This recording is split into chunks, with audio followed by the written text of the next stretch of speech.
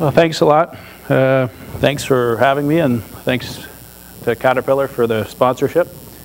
So we're going to talk about great people and building great companies and how the two go hand in hand. Does that sound okay? Too loud? So I like to call our great people superstars. I refer to superstars a lot in this conversation.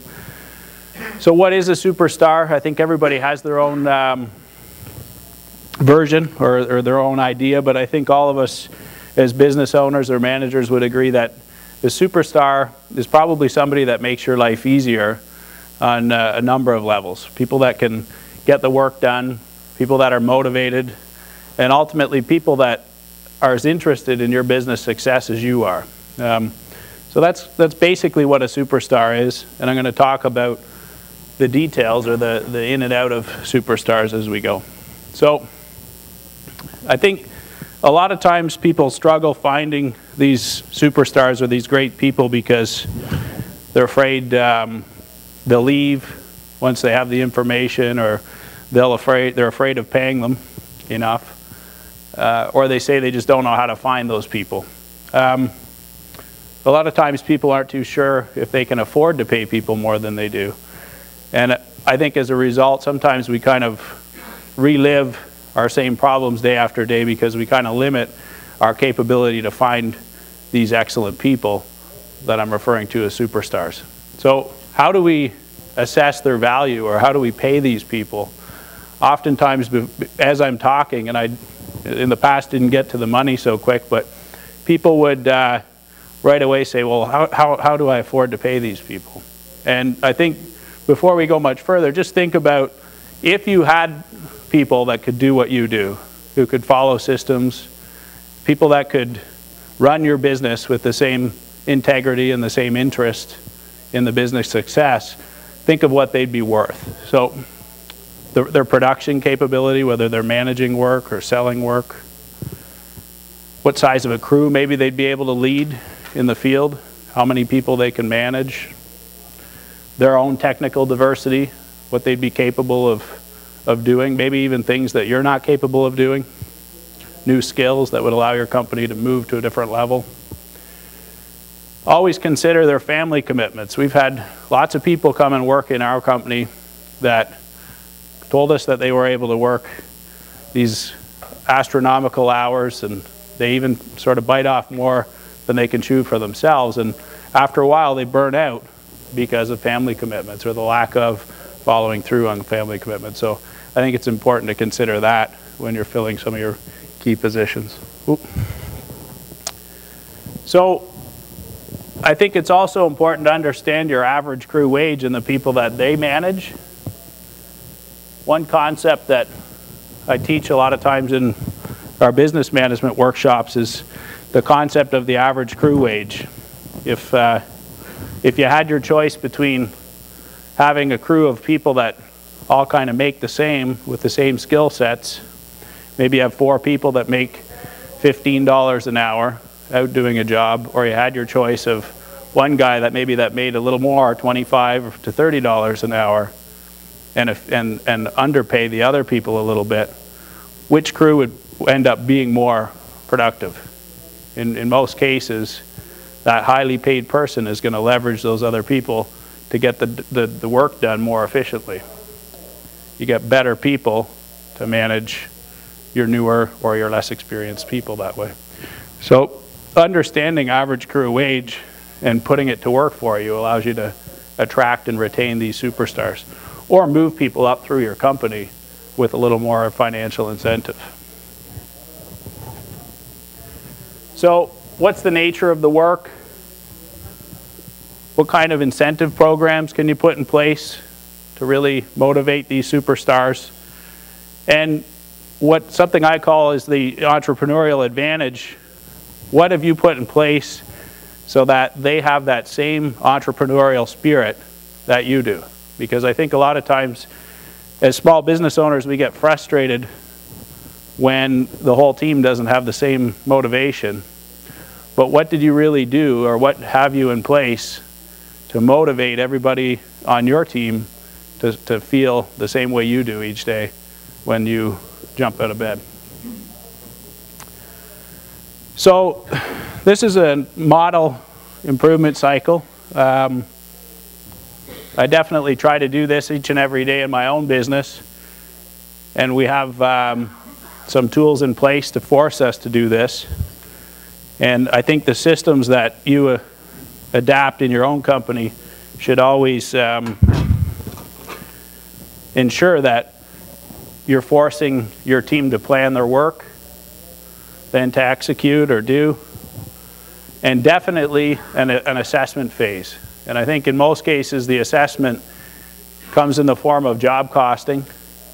How long did it take to do the work in comparison with what the bid was? The obvious assessment, quality. Is the job done properly? Are there any customer complaints? And then once you've done that assessment, once you've done your job costing and you've checked on quality, then it's time to create improvements. When your team sees that this is automatic and it happens each and every day in your company, once you've got those systems in place, your company generally becomes a continuous improvement culture. Everybody kind of realizes that every day things might not be perfect, but we're going to stop, we're going to put some improvements in place so that next week we're a little better, next month we're that much better, and next year we're even better yet. So once everybody in the company kind of understands that that's the culture, I think you start to build that entrepreneurial spirit right away. Unfortunately, I think the typical contractor improvement cycle is kind of like this. Very little time planning, all kinds of time doing, very little time spent assessing how things are going, and very little time on that creation of new improvements. And I think this is where your employees get frustrated. I think it's where owners and managers get frustrated. And I think what happens, we just keep doing things the way we were last week, last month, last year, because we're comfortable with it. We complain about it, and we complain some more, and we complain some more yet. And sometimes when great employees that could be superstars complain about it, we don't listen, and they tend to move on. I know I've lost some great people from not spending enough time assessing and improving in the past. But I can honestly say, if you take the time to plan your work, you take some time to assess, and you take some time to improve, your great people will get a lot more motivated, they'll get a lot more entrepreneurial, and they'll pitch in on a whole different level because their ideas are heard. So I showed this the other day in my presentation, but I'll just go through this again quickly for anybody that wasn't there. I like to start the year out in January by creating an operating budget. That budget allows us to make all of the decisions for the upcoming year, allows us to set sales goals, allows us to decide how much money we're going to spend on labor, how much money we're going to spend on equipment. It really allows us to make those hard decisions early in the year so that we already have the right people, the right equipment in place before we get busy. It gives us a sales goal that we can measure ourselves each month, each year. So as I said earlier, we start to assess very early. The budget is the start of the plan that I was talking about. You can't start planning without a budget. Once you have the plan, the budget, then you can start to decide how to spend money, how your sales are going. You can measure your sales month over month, see if you're tracking well, measure your expenses, how your labor's tracking, how your equipment costs are tracking. That's your assessment. That's your opportunity to see how your company's doing on an ongoing basis. In February, I typically focus really heavy with the whole team on our people plan for the upcoming year. How are we going to structure our crews? How many people do we need to hire? What specific skills do we want to add? Where do we want to build? And that kind of helps us assess what training's needed in our company. So going back to those improvements, At this point, we're kind of assessing last year. What skills were we missing? What could we have done better, and how could we get better at it? What training are we going to put in place this year to improve those big problems that we encountered throughout the year, the previous year? So February, we're really focused on people. That's when we start hiring for the upcoming season. We try to do 40% of our annual hiring in that 1 month. We hire every day of the year. We're constantly looking for good people. But that month is our big push. In March, I think in my company, it's a good time to focus on creating some systems around some of the improvements that we had been planning in December, January, and February. Those systems are going to kind of correct day-to-day operational problems in our business. We try to get that finished up in March because we tend to get busy in April in our area with construction. April through June, we run. It's a busy season in the construction business, so we tend to run literally, and we find lots of problems those months, but we're constantly assessing.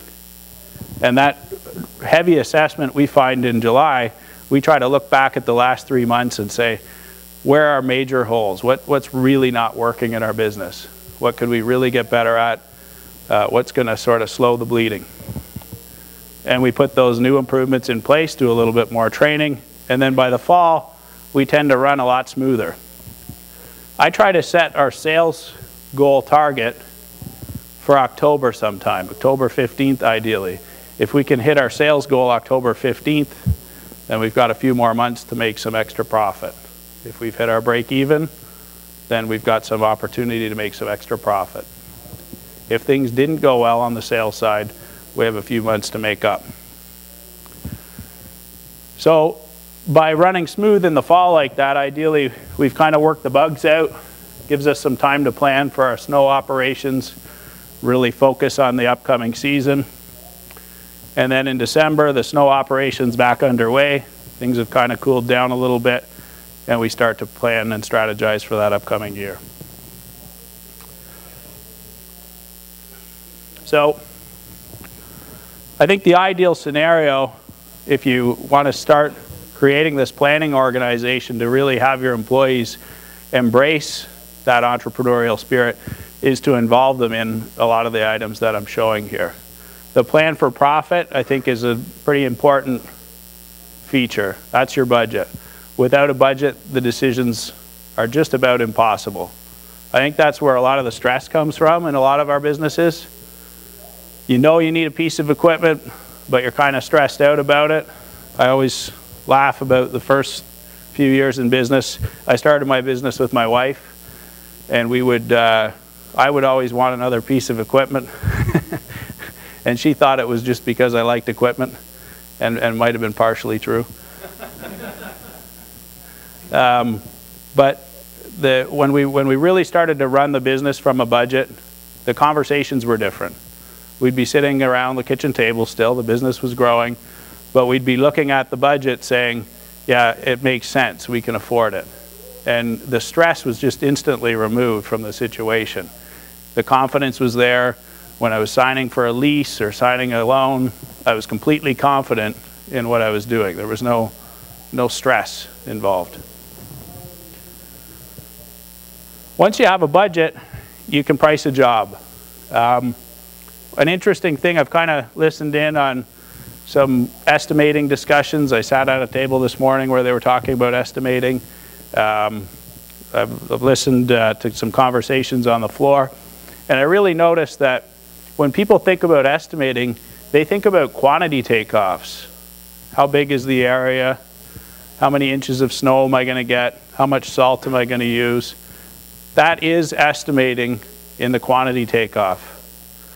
But if you've got a great spreadsheet or a great formula or a great way of bidding your work and finding out how long it's going to take, that's something in itself. But if you're putting the wrong data into that spreadsheet in terms of your cost, you're not going to make any money. And I think that's often the problem. I can think of some workshops we've done where there's been some snow contractors that run agricultural tractors and they lease them. Maybe they get 4 or 5 payments. Sometimes they get 12. And I ask them how much they charge per hour for the machine and what their guarantee is.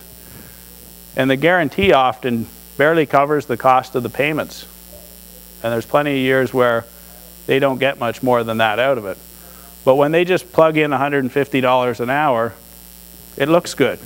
But they're not thinking of the utilization and the cost of that piece of equipment year round.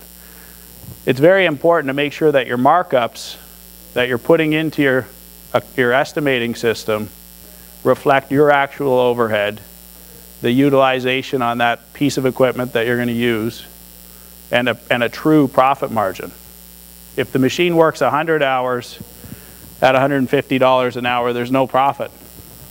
If it works 400 hours, maybe there's a bit of profit, but maybe not. But you can't just go off of an industry standard, an hourly rate, because if you're not using that piece of equipment year round, and you're bidding against a construction company that is, his $150 an hour certainly does make a profit, because he's going to run at 1,800 more hours in the summer. But if you're bidding snow work, you're using a piece of equipment 200 or 300 hours a year at the same rate, there's no profit to be made. Utilization is probably the key to knowing whether or not you're profitable. So your pricing system has to be tied to your budget. Your budget tells you what your markups need to be. Your pricing system applies markups to your quantity takeoff. When you have a pricing system that's tied to your budget, then you have a project planning tool. If you've estimated your snow contracts to include the labor, the material, the equipment, the subcontracting costs, and you've itemized those in your estimate, you can then take that and build a project plan, something you can hand to your guys and say, this is what I expected the job to take, this is what I'd like you to bring in. That's the only way to get your team in the field to truly be an entrepreneur, because they know now what the measurement was, they know what the expectations are, and they're going to try to bring that job in on time. If you don't tell them, they don't know, they're not going to try as hard. I try to compare it with pond hockey. If you play pond hockey, you go out, you're relaxed, you throw the puck around, you have a good time. You take the same guys, put them on a rink with a couple refs, a few goalies, the intensity is altogether different. You're keeping score. There's a big scoreboard and there's some people watching. When you have an estimating system and a job costing system that works, you're keeping score and somebody's watching. All of a sudden people get more motivated to perform. Having a plan, having a pricing system, and having a project planning tool is one thing, but having the great people to really run with it is another. A lot of times people think having a great system is going to run their business. I think the system is great, but there's a few systems that'll help you really get the right people, and I think without the right people, the systems are not going to work, because systems only get you so far. Systems still require smart, intelligent, well-trained, motivated people, and that's what we're going to focus on next. Once you have the right people, you want to measure and you want to give them feedback. They need to know how they're doing. If you want somebody to be motivated to perform every day of the year at work, they need to be measured and they need some feedback. They're not going to be excited about their job if they don't know how they're doing. So there's different roles, I think, in everybody's business, and everybody has their own way of doing things. But largely, I think the roles in any company, big or small, need to look something like this. The owners have to be responsible for the business planning. They need to create the systems. They need to provide tools and resources for people in their company to use to make sure that there is a framework for people to follow. And I think when owners focus on that, their companies kind of change a little bit from your average company.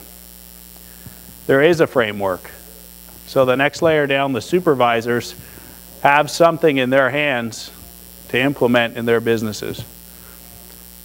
The supervisor's job is primarily to implement the systems that the owner has provided. They need to make sure the work is completed efficiently, safely, and it's up to the supervisor to really instill the company culture in the field people. Would everybody agree that supervisor's role is pretty important? I think a lot of times contractors hire just about anybody to be a supervisor. I don't know if you can hire somebody on Friday and Monday they're a supervisor. I don't really understand how that happens, but it happens a lot. I've always kind of laughed inside when I sit down at an interview with somebody at my company and they tell me in the interview that they should really just start as a foreman because they probably have more experience than most of the guys that work in our company. I kind of snicker to myself because they might have lots of experience. They might be better at plowing snow or driving a triaxle dump truck or excavating a trench. But how could they possibly implement the systems in our company, and how could they really create the company culture for my company if they just started on Friday? So that kind of brings me to my next point. I think you should try to promote from within. Hire people that have the right attitude and then train them and promote from within. The field people, as you can see here, are constantly focusing on improving their work skills. They're learning from their supervisors, outside party training.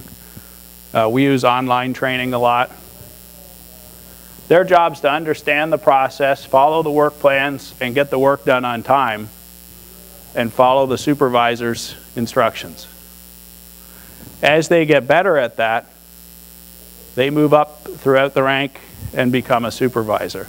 And that way you know that your supervisors are living and breathing your culture. And if you can motivate your supervisors financially and give them the tools that I was talking about earlier to run a project, you're going to have a more entrepreneurial spirit in that supervisory level, and the field people know that the supervisors come from within, and they can see that the supervisors are highly paid and highly motivated for that reason. The cream will sort of rise to the top, so to speak.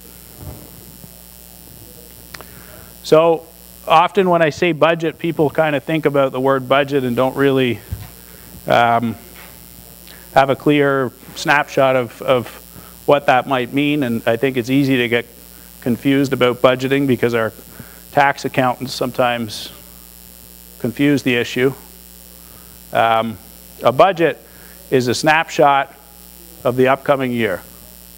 How much are we going to spend, and how much are we going to earn, and what are we going to be left with? It's really that easy. It starts with a sales budget.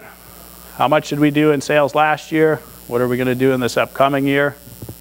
Followed by an expense budget that's generally broken down into 4 major components. How much are we going to spend on our labor? How much are we going to spend on equipment, material, and subcontracting? Our overhead expenses. What are our overhead expenses? Often I hear in our workshops, smaller contractors, newer to the marketplace, say, I don't have any overhead. And I think we all know that the smaller your company, the higher your overhead. It's harder to make a profit when you're starting out than when you've got a little bit more size to share that overhead. And then at the end of the day, what's the expected outcome? What's the profit or loss? So when you start with a budget and you understand very clearly what your sales are, what your expenses are, how much you have to spend on overhead, and whether or not you're going to earn a profit or loss, you have a yardstick. The next thing I do with this in my company to motivate each of those supervisors is break this down crew by crew. Each crew gets a budget. This is how much you have for labor. This is how much you have for equipment. This is what we target for material. We're going to put an overhead expense to the crew as a ratio, and there's a profit or loss for that company. That sales budget is a production budget for a crew. Whether they're a snow crew, a landscape crew, it doesn't matter. All we want is, this is how much work we expect your crew to do. You're going to break even at this dollar value in production. Anything beyond that becomes extra profitable for the company because the overhead's paid for. And that's where their bonus capital comes from. So I think there's a series of systems that will help change your company and help manage growth and keep those great people. Without the systems, I think what happens is the great people move on. They get frustrated, they don't see the company moving forward, and they look for another opportunity. I think some of the biggest mistakes I've ever made in my business were not identifying the supervisors soon enough and not providing them with enough opportunity. I think in most cases, contractors lose their best people before they become superstars. So these management systems I'm talking about are pretty basic. The budgeting system, the pricing system, the estimating system, the job costing system, project management system, and the people development. I made the mistake as I was growing my company, and my company grew quite quickly, of focusing too much on this top section. We were really focused on pricing the job right, making a profit, but the turnover was starting to kill us. Our quality started to slip. Things started to get a little crazy for a while. And what I really noticed, it was really just the people. We just didn't have enough people. Our biggest limiting factor today, and I think it always will be, great people. So we try to grow as we get the great people as opposed to how much equipment or how much sales we can find. The hiring system that we employ is kind of listed here on the left. Pretty simple. We use flow charts like this for just about everything in the company. My HR person, when I hired her, I handed her this flow sheet and I said, there's your job description. We can put a few lines above it and below it, but this is all I want you to do. I want you to write and post a job ad. I want you to screen applicants as the resumes come in. I want you to send them out pre-interviews by email. I want you to review those pre-interviews, and I want you to invite the best people in for an interview. I want you to conduct the first interview, and when you find great people with a great attitude, great experience, some good references, then either myself or one of my supervisors will give them their second interview. So she conducts the reference checks, she creates the offers of employment, she signs the employment contract, completes all the new hire paperwork, goes through the orientation procedure, signs them up for our online learning system, runs them through a few courses, creates the employee file, and then puts them out to the job. That simple little system there, I think, truly changed our company, took us to a completely different level. Without me knowing, we were finding better people every day. Without me investing any of my time, months or so of this person working for us. And I just couldn't believe how great our entering people were. Before that, I thought it was okay to fire 100 people a year. Hey, we got to fire 100 to find 10. And I honestly thought that's the way it was. This system has slowed that down considerably, and we're a lot more productive on the onset of these new workers, because when you find good people that are trainable, with a good attitude, with common goals, common values to our company, you get a lot more done in a lot less time. So the hiring system is key. Once we've hired them, we want to teach them a few things about our company before they go to work, So we have an orientation system. They need to do 4 online courses before they go to the job site. We want them to understand the basics about our company. We want to make sure that they understand why there's no garbage in the trucks. We want to make sure they understand why the trucks are fueled at night, where the fire extinguisher is, where the first aid kit is, just the basics. It's 4 courses, takes 4 hours. That way when they get out in the field, it's not a total culture shock. They don't have people kind of chirping at them every time they move saying, don't do this, don't do that. They kind of know the basics, so they have a reference. Next, and ongoing, we make sure that they understand our training system, that they're interested in training, that they take pride in their work, that they understand that to move through the company they need some training. And we found with our online training system that we kind of naturally see the superstars, because if we assign them 6 or 8 courses in their first year, and we look and they're at 35 after 2 months and they're already taking management courses that are available to them but not assigned to them, you kind of know that somebody's a little extra motivated. If they're a laborer and they're taking the estimating courses online just because they want to know, you kind of have an idea that the guy's a little extra motivated. Maybe he wants a little more out of his career. So the training system's definitely a key factor. I think all of us contractors sometimes are too focused on getting the work done. We don't focus enough on developing people. And we don't tell our people what's needed.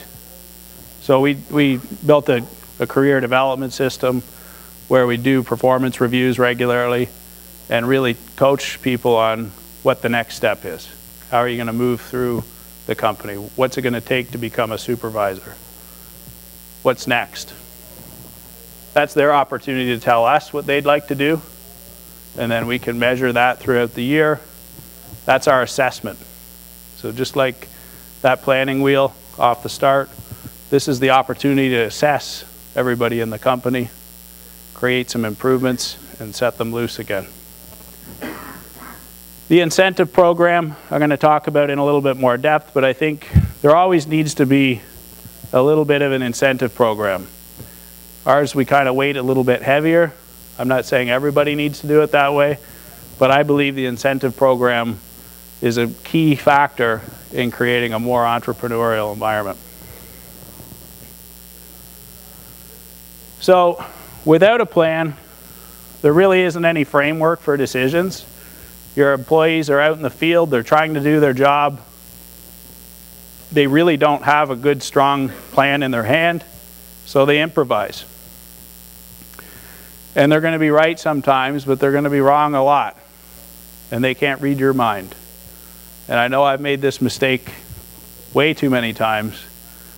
I show up, they've done something that I perceive as being a little careless, but really they were just trying to do their best without having the right information, and then you criticize them for it. And after a while, when somebody's being criticized for trying and they don't have the information, they stop thinking. They kind of give up. They freeze. And I think that's where a lot of the waste exists in a lot of our businesses.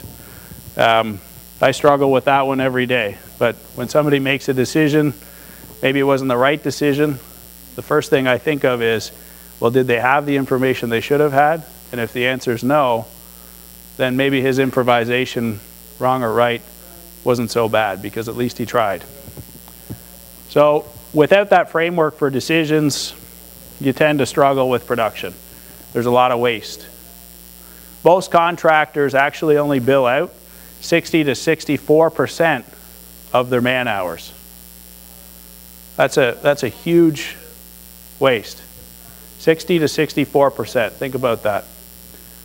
What happens if you had the other 35% being billed? There's a lot of profit left on the table to working at too low of a capacity. I think the undercapacity generally comes from not having a plan. The guys leave in the morning, they don't have everything they need, they're not ready, they're not equipped with the right tools, they don't have a good plan, they don't know where they're going. Middle of a snowstorm, they're being redirected to another site that they've never been to.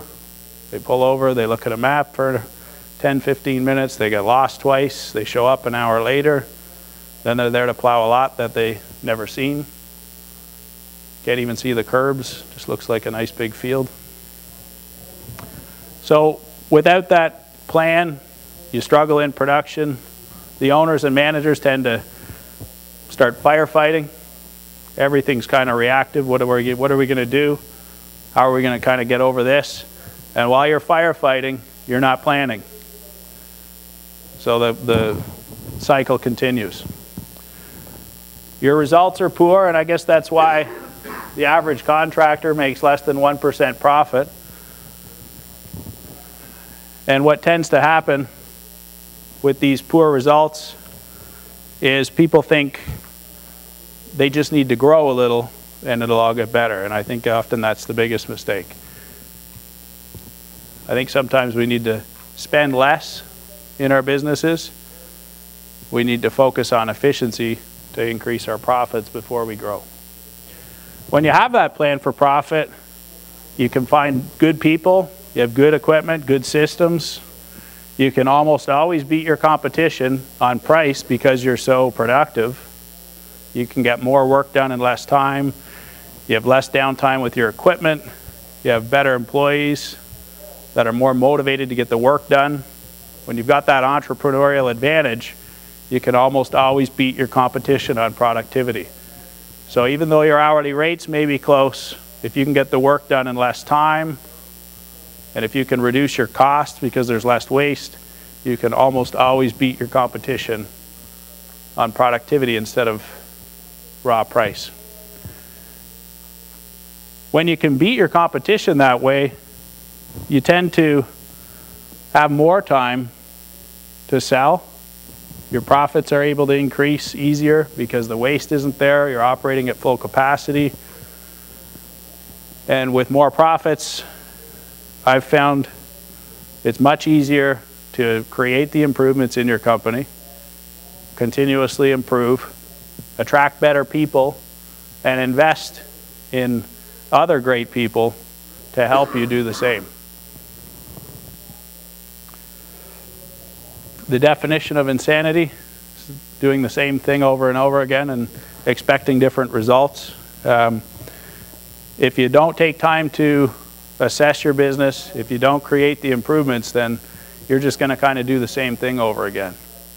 If your idea of creating improvements is making notes on a notepad in your off season and not really creating true systems and then providing training to make sure that the guys understand them and then stopping and taking the time to assess whether or not it's happening, then I think you fall into this category. And I've certainly done this a lot. Made lots of mistakes over the years. Create a system. Seems like a good idea to me. Tell everybody in a Monday morning meeting, and then there's no more assessment, no follow through, and what happens? 3 weeks later, it's a distant memory. I think we've all done it. I've done it more times than I care to remember. So I guess my point is make sure that when you do create a system that you take the time to train everybody in the company so that they understand as well as you do. The best way to predict your future is to invent your future. Your budget is your future. When you write the budget and you decide to stick to it, you follow the sales goals, you follow the expense targets, and you make it happen and you share that information with everybody in your crew, you're inventing your future. What are we going to look like in 1 year? Follow the plan every day of the year, every week of the year. Take time to assess. Your people are going to get a lot more excited when they see the results up on the board every week in the shop of how you're tracking. Are we on track? And when they know how things are going day in, day out, week after week, they stay motivated. If you stop telling them 3-4 months into the season how things are going, that motivation is going to slowly drop. And before I know it, you're kind of back to the usual. So everybody always hears about contracting business failure. I find it interesting why contractors fail. A I've found it interesting because I've always kind of made it my business not to fail. So why do contractors fail? Only 10% fail because they don't have sales. That's an interesting figure. A lot of times people think they're not busy, and that's why they fail. People don't go out of business because they're not busy in the contracting business. There's always work. The economy, 12%. Shift in the economy affects some contracts. It can happen to people for sure. But again, only 12% go out of business because of the economy. Only 9% go out of business due to staffing problems, not having people to do the work.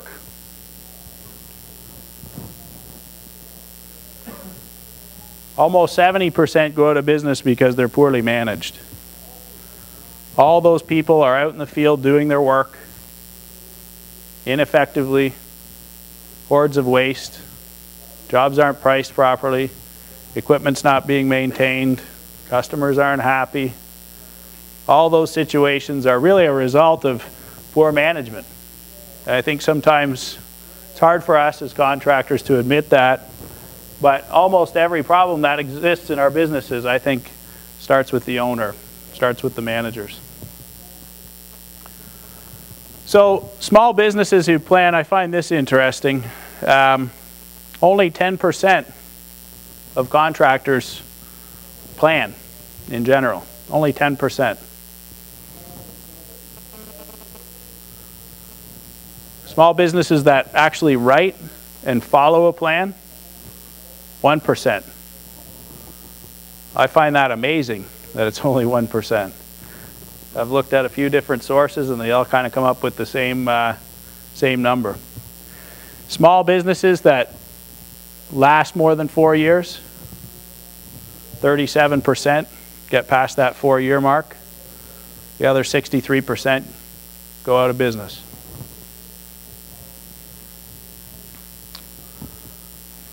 This I find most interesting. Small businesses that write and follow a plan, 98.75% survive. It's a pretty compelling reason to spend some more time planning. If you want great people, they want to work in a planning organization. You won't get great people to work if they don't understand what the goal is, if they don't understand the plan. Probably the most common complaint I've had in my company, and I tried to pride myself around this, but the most common complaint to this date is they don't know what's happening in the company well enough. As hard as we try, it's impossible to get enough information out, and the most frustrating thing for great people is not knowing. When they don't know, they get frustrated. You have to have those communication tools in place. When you do take the time to plan and assess, put some systems in place to hire and retain these great people, I think you're left with a lot of advantages that others don't have. You're going to have a lot more competitive pricing without sacrificing any profit because these people get more work done in less time and they eliminate the waste. There's very few defects in rework. A lot of times people don't appreciate the cost of defects in rework. Superstars understand how much these defects in rework really truly cost. I always like to use an example. If I'm walking down the street and I get to the corner and I'm not quite sure which way to go, and I walk 5 steps in this direction, and then when I get over here I realize, uh-oh, I think I went the wrong way, and I walk 5 steps back to where I was, how many steps did I lose? 10? 15? Anybody else? 20. Took me 10 steps. Well, I took those 10 steps to go 5 there and 5 back. I should have went 10 the other way. Your hourly rate for your plow truck, your front end loader, whatever it happens to be, if you're doing construction work, whatever it happens to be, the rework cost is unbelievable. If your guys pile the snow on the wrong end of the parking lot and you get a call to go move it for free, How much does that cost? Right? $150 an hour. He's driving over there, wasting time getting there, moving the snow around. He should have been somewhere else, charging out, or in some cases maybe not out at all, but the cost of rework is unbelievable. So the flow of information, having the right information in their hands, having great supervisors to make sure that they follow the plan and live the culture will save you untold amount of money on the defect and rework. Your customers are happier. Better customer service. When you have great people, you get great results, your customers are happy. There's nothing that feels better, there's nothing more reassuring to me than hearing that from the customer. The better stability in a downturn. When you have a team of great people, they get it.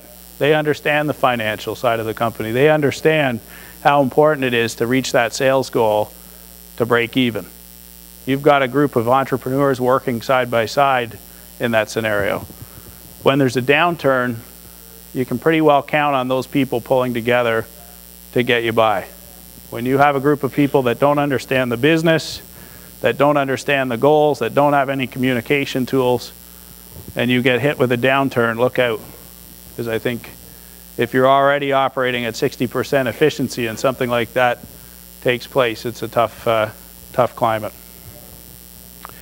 You've got a lot more opportunity for growth when you've got these great people because you're confident in taking more work. As I said, that's always been my limiting factor. There's a lot less work for the owner. The owner has more time on his hands. There's a lot more profit involved when there's these great people. You've got such an ability to recruit and retain these better people. You get a reputation in your area for paying a little bit more, for having nice equipment, nice projects, a less frustrating work atmosphere. Your guys tell their friends about your company. All of a sudden, it's pretty easy to build that talent pool. There's just always somebody good coming to the table. And it's a lot more fun running a company with great people. A lot more fun for those great people to work with other great people. There's a lot less problems, a lot less hours, a lot less stress. There's less downtime. Your equipment is being taken care of better.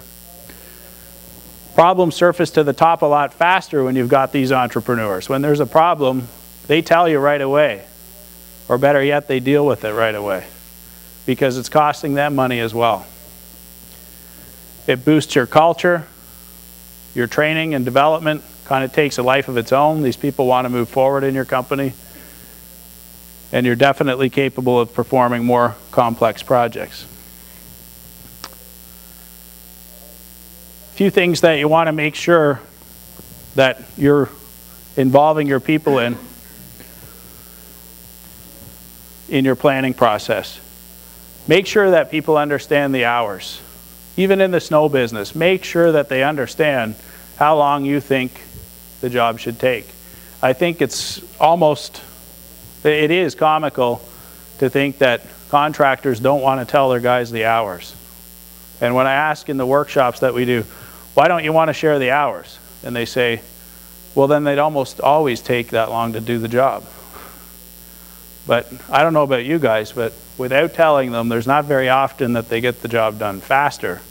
It's almost consistently taking longer. So the more you can share with them, the better. When their goal is tied to the company finances, they don't mind getting the job done a little faster if possible either. They like to see the company do a little better because they're doing a little better. There's a lot less questions when you have a proper plan. The guys feel better when they're out doing the work. They're more reassured that what they're doing is serving the company and serving their career.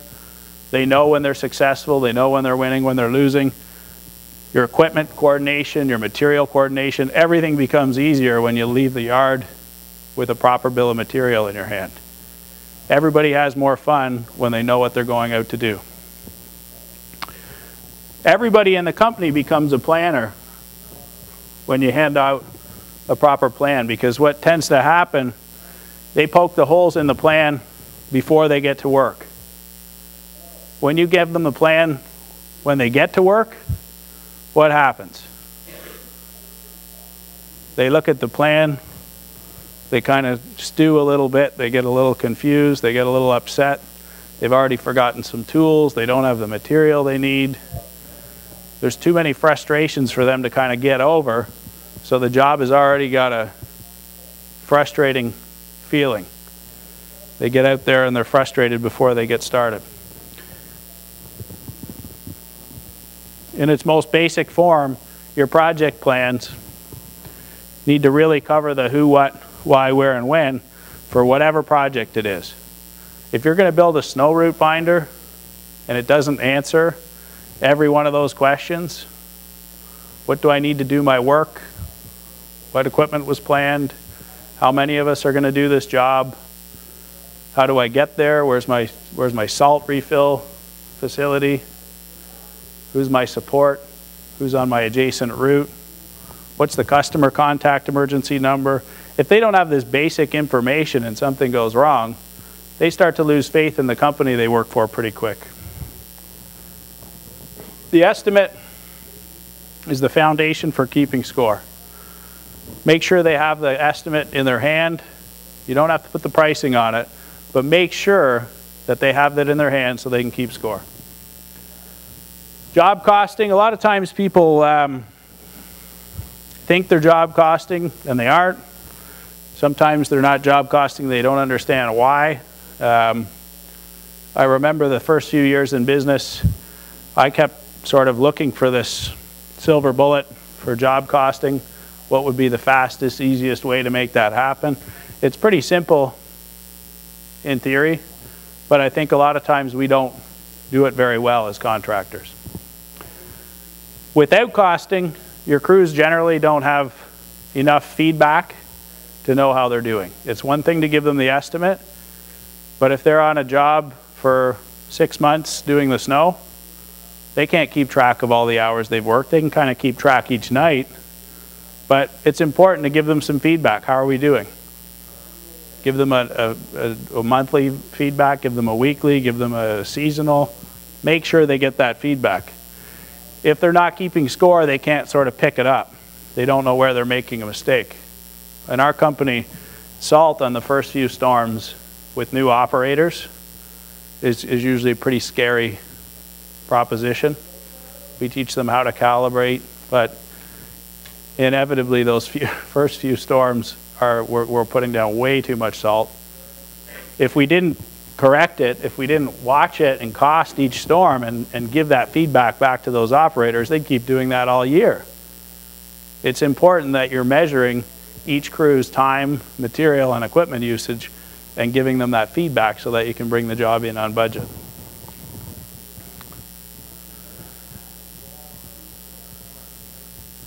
Internal competition. Some people kind of grumble about this one. I think internal competition is a good thing. I think when they're measured, they naturally get competitive with each other. Quality and quantity have to be kept in mind. We don't want just lots of quantity. But when quality and quantity are the measures, people are going to always get competitive and you're going to get more work done, you're going to raise your quality, things are going to get better. There's nothing wrong with some internal competition. So put it up on the wall in the shop and make sure everybody knows who's best. That starts when we're kids. If you've ever read Jack Welch books, he talks about it. He's got a great analogy of kids at a baseball field. You go out at lunch at school and they pick a team. Who picks the team? The best player usually picks the team. And the next best player gets picked first, and so on and so on and so on. It's pretty obvious, but the other kids want to get better, and that natural competition is what makes the game as competitive and exciting for the kids as it is on the field. It's no different in your company. The more competitive, the more you keep score, the more they see the results, the more rigorous they become. I think without measuring, without job costing, there's really no true basis for bonus. I've heard all kinds of stories of people coming in for interviews that I've met over the years. I say, why did you leave your last job? Well, I was told I'd get a bonus, but I didn't get one. Or the other guy's got a bigger bonus than I did and I don't know why. If you're going to have a bonus program, make sure that they understand why they get it and exactly how it was calculated. That comes from job costing. The poor culture that develops from not being measured, I think you can see it everywhere. I've had the experience in the past of working in a large construction company where there was union workers. Everybody got the same price, didn't matter what they did, everybody got the same pay. And after a while you hear it pretty quick. Why should I do that? He's not doing that. He gets paid the same as me. Everybody's got this attitude. The poor culture develops pretty quickly when there's no costing and there's no measurement and there's no differentiation between the highest paid guy and the lowest paid guy. People tend to start working just for a paycheck. They come and go. They do whatever they want. Whenever they lose this paycheck, they'll go find another one. They're not tied to the company. When you do have job costing, I think everybody becomes an entrepreneur. Everybody's measured. They know how they're doing. They get more excited about their work. These great people are recognized. They really do understand their true value to the company.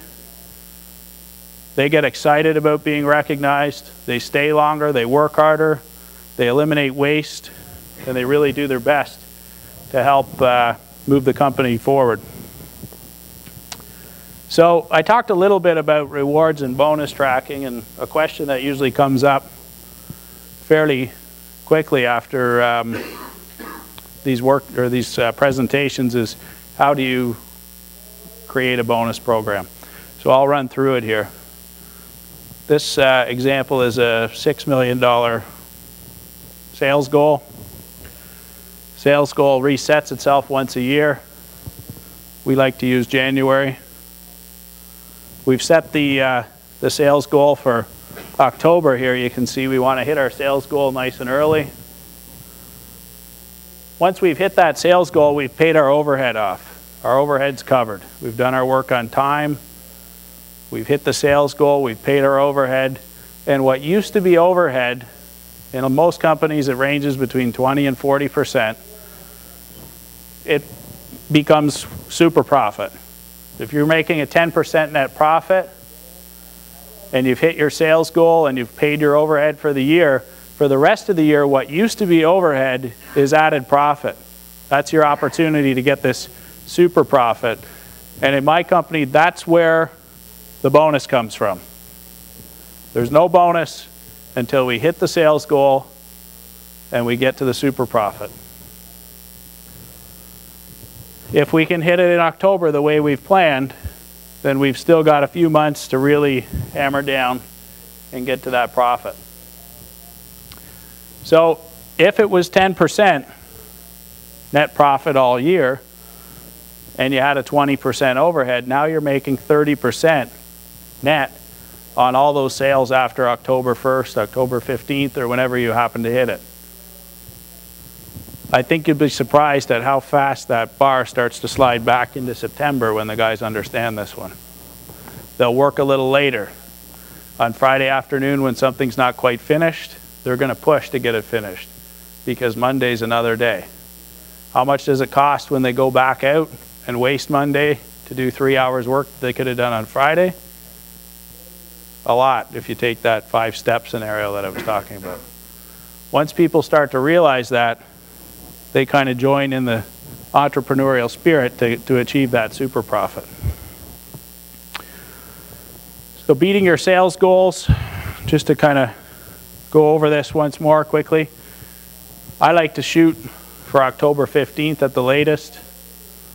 At that point, the budget, the overhead's paid. Our old overhead becomes super profit, and that's where we share that bonus with the guys. What's your profit for? A lot of contractors are afraid to say that they're profitable. Profit's not something to be ashamed of. It's not something to hide from your guys. I publicly tell people what my profit is all the time. When my guys ask, I tell them what my profit is. They know what my sales are. If they know my sales and they know my profit, it's pretty simple math. I don't care. There's no reason to hide it. If they work for IBM or Microsoft, they can see what their profit is. But if you work for IBM or Microsoft, you get a bonus based on what you did that year working in the company. And that's really all I like to do. So I take this super profit and I share it with them. If I'm making a 20% net profit all year and we hit our break even, every sale after that, I still want my 20%. I'm not giving them my profit. They just get the super profit. About 5 years ago, no, not quite, 2007, my guys did $1.5 million after September 1st, after hitting the super profit.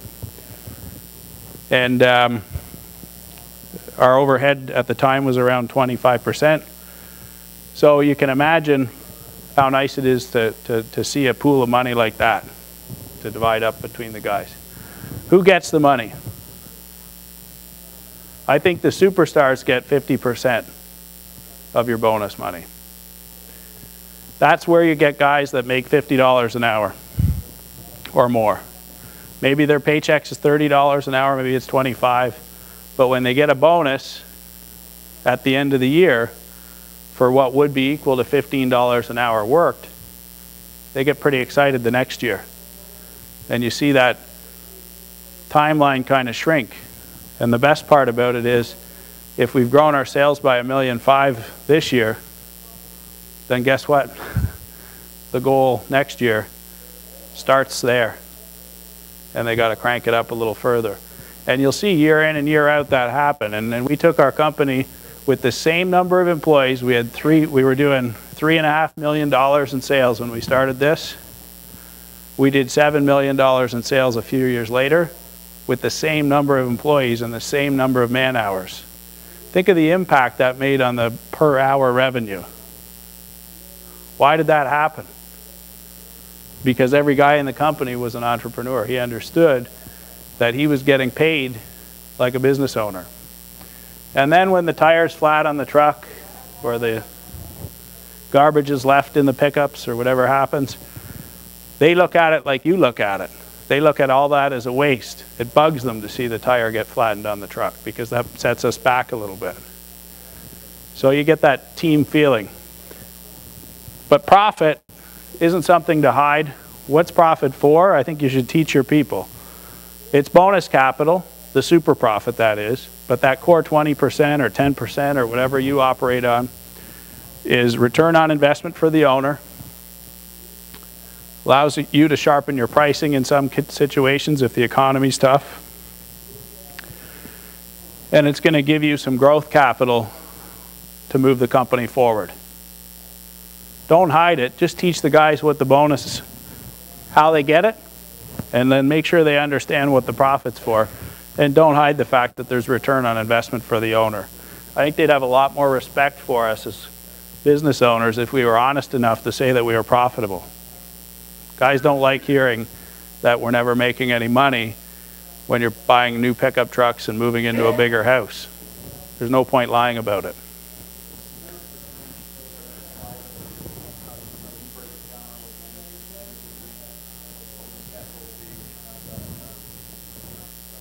It's really going to vary year to year. I can honestly say that there was a lot of years where we were quite profitable, but we were growing so fast, we were still cash poor, because that growth capital, that bottom line, was actually being spent before the profits were in the bank. So I think it depends on the phase that your company's in. It seemed like we kind of hit a plateau around 10 million or so in revenue, where our profits actually started to build in the bank. Before that, we were kind of growing quick, and it just seemed like I was always out of cash. We were sometimes I think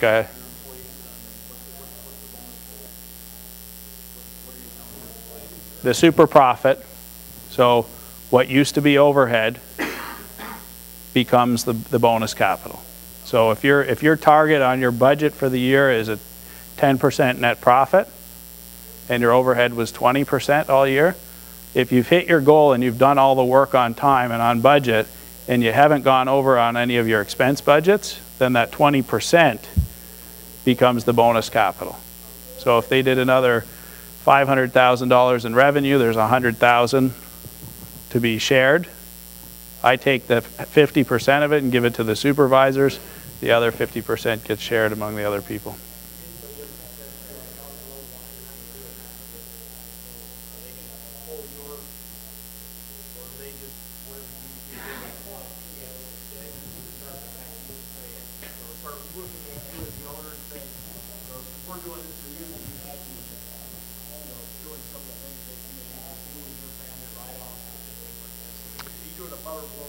Yeah, when it's based strictly on a sales and expense goal, it's pretty straightforward.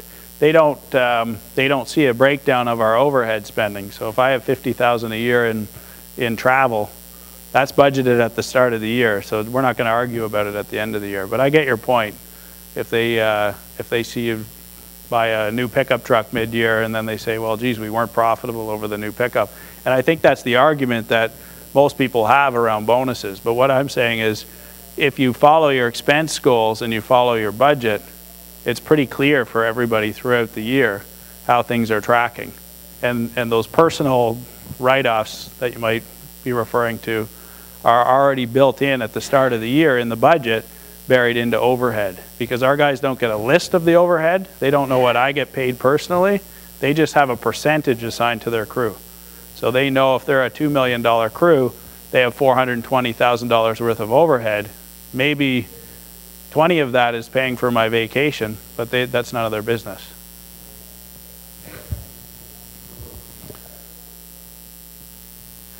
Go ahead. I'm in Toronto, Ontario. Yeah, for sure. Yeah.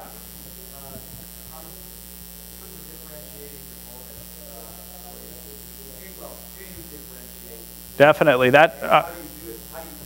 Off the start, I mentioned that we take our budget for the whole company and then we create crew budgets.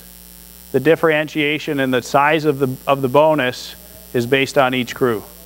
So if Jim's crew does $4 million in sales and Bob's crew does $500,000 and Jim's crew overshoots his sales budget by $400,000, he's getting the super profit on his $400,000. If the other crew that did $500,000 overshot by $20,000, he's getting super profit on $20,000. So we don't take company-wide and share it.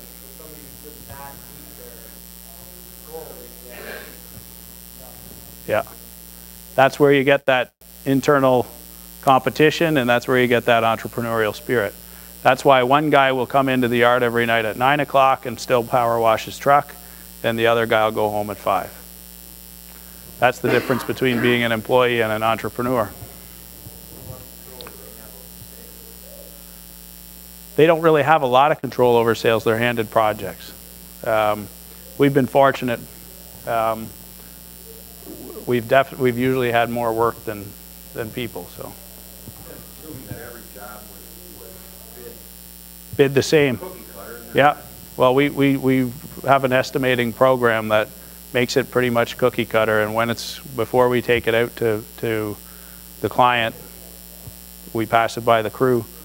They agree, then we sell the job. So it's pretty cookie cutter.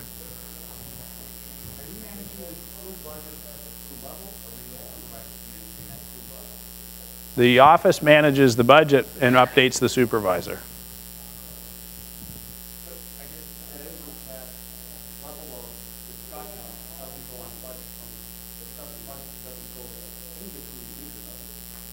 Crew leader, or yeah, the supervisor will share that information with his crew for sure. He's going to say we're yeah. I don't believe in hiding the numbers. If my guys ask me how much the job's worth, I tell them. The only work we don't share pricing on is snow, because they could tell our competitors. But on construction, if first day of the job they say, what's this worth? It's $1.2 million. It's $200,000. It's $10,000. I don't care what it is, we'll tell them. It's always been the way I've done it. How do you keep track of your superstars? If a person comes in and stays and audits the vehicle or cleans out somebody else's not, where someone else punches out? Who keeps track of all that? How do you... The timekeeping, or, sorry? Well, not so much timekeeping, so... How do I know if he's going above and beyond? That person that's the best part, I think, about paying people based on their revenue or their budget, is it's obvious, it's on the wall. He's outperforming the other crews. And we really do truly have crews that do 8 times the revenue of other crews. 8 times. That tells me something. But I know in my past career why I left where I was for that reason. After a while, you kind of say, well, why should I do so much? And if you're motivated for your own future, and there's really no recognition, it's frustrating, right? And I think when you give them a budget and they monitor it and run it like their own business, that's where you get that superstar mentality, because he's monitoring it. He's seeing the numbers every week. He sees that he's being handed a $5 million project and the other guy gets smaller projects. So it's kind of obvious when you measure it. Both, yeah. Yeah, we have both, for sure. How do you deal with a strong performer that doesn't quite embrace the company culture of putting out the trust and providing leadership to his guys who somehow aren't so performing? You have a way to go back to him and create a correction factor? Part of what was on that HR slide earlier, and I think I kind of skipped over it kind of quickly, but the disciplinary policies that we have, we kind of start there. But sometimes you get those people that have a strong personality that don't listen. I think that might be what you're referring to. You've told them 5-6 different times about those basic housekeeping things, the day-to-day. We've outright fired people to prove a point, or we've demoted them. But I think when your whole company culture sort of shifts that way, nobody really wants to be that guy because everybody else kind of sees it. But definitely we've fired people for just not being good at filling out paperwork, and then we've explained it to everybody, because the cost and the waste that they're creating isn't worth their skill set that they might have to offer. Any other questions there before I think this is pretty well the last slide anyway. But generally what I've found, when you take the time to find those quality people and you give them the supporting systems, the strong culture kind of creates a life of its own. I've probably been most proud of the success we've had with quality people when I look around and see the culture. When I see those trucks pull in and I just see that they wash the trucks. When I see that they take the time on a project to make sure it's clean. At the end of the night on a snow site, when maybe it blew back in a little bit, and I'm sure they're tired, they've been on the road for a long time, you see them going around and making sure the little details are taken care of. When you see that kind of stuff happening, I think that's when you know your culture's good. You know you've got the right people. But the competitive advantage, I think, has probably been most exciting. It's very easy to sell work. It's incredibly easy to get the work done. And it's a lot easier to grow when you've got those great people, because the work's getting done in your absence. No phone calls, no emails. Business has grown, but there's less frustration. I think that's probably the part that's the most fun. So this is a quick snapshot of what happened to my company over a few years. 2004, we had 40% waste, 60% capacity. We were still profitable because I worked like a maniac. We had some rewards for the guys, but they weren't great. By 2005, we really started to focus on getting lean and waste elimination training. We were able to kind of eliminate the easy waste, the obvious stuff, cut our waste in half in only 1 year. Because it's obvious waste. We all have it. The way we load our trucks, the way we unload, the way we plan our work, there's a lot of obvious waste.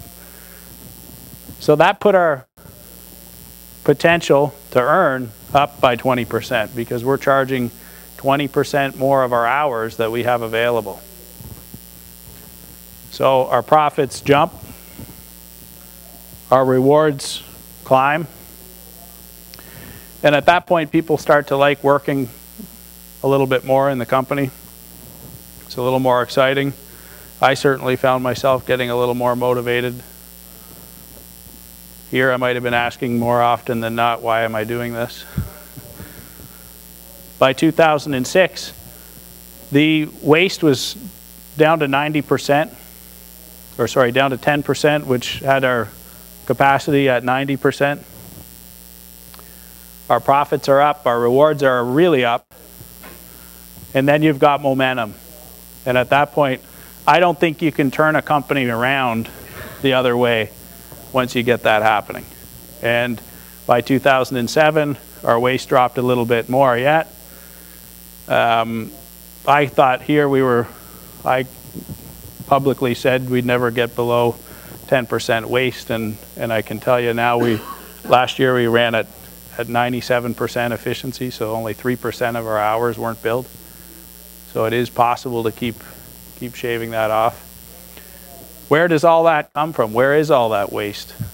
I think the list is endless.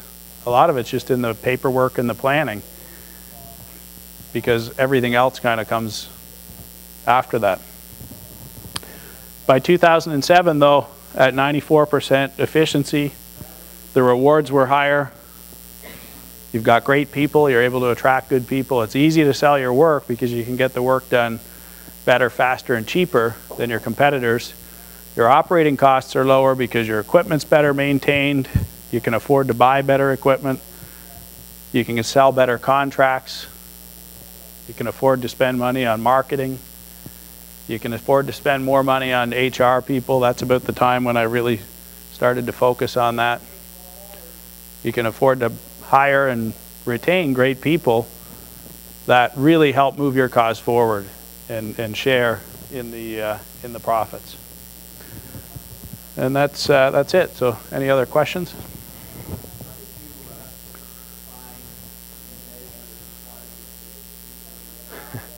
Yeah, the only way that you'll ever find and measure it is to calculate how many hours you have available and how it reflects on your revenue. So you have to take all your equipment, you have to take all your material, you have to add the markups that you're charging every day of the year.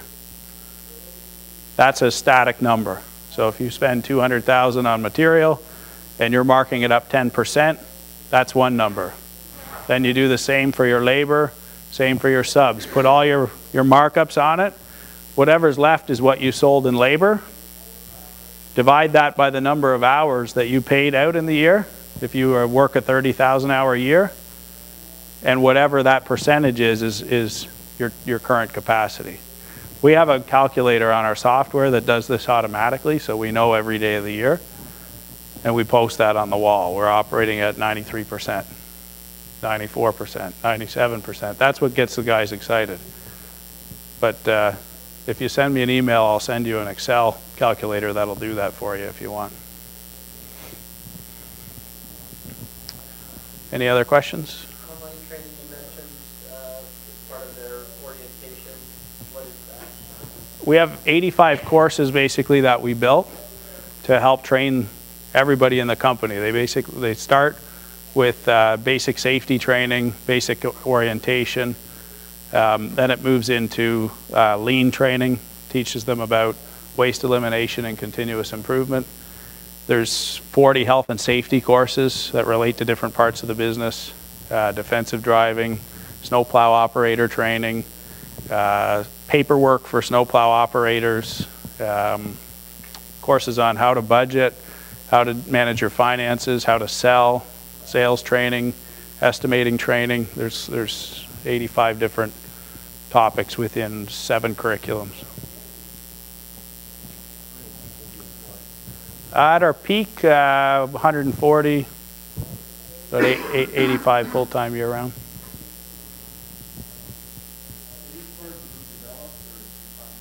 No, we built every course. We tried to buy courses out of the box, like from a just a construction industry provider, but they weren't really as clear as they could have been, and I think it was almost kind of confusing for the guys. So we built something that's kind of more geared to site work, snow, and landscape, kind of.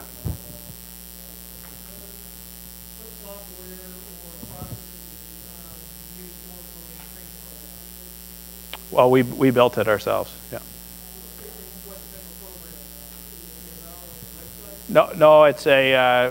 So we bought a framework from a company that built one specifically for themselves, and then they resell the framework, and then we built the courses that tie into it. It's all web-based, so our employees train from home, and all the records are stored every time they log in, at times what time they've come in, what their course scores are. They can come in and out of the courses. If they leave and the course is half finished, the next time they log in, it starts where they left off.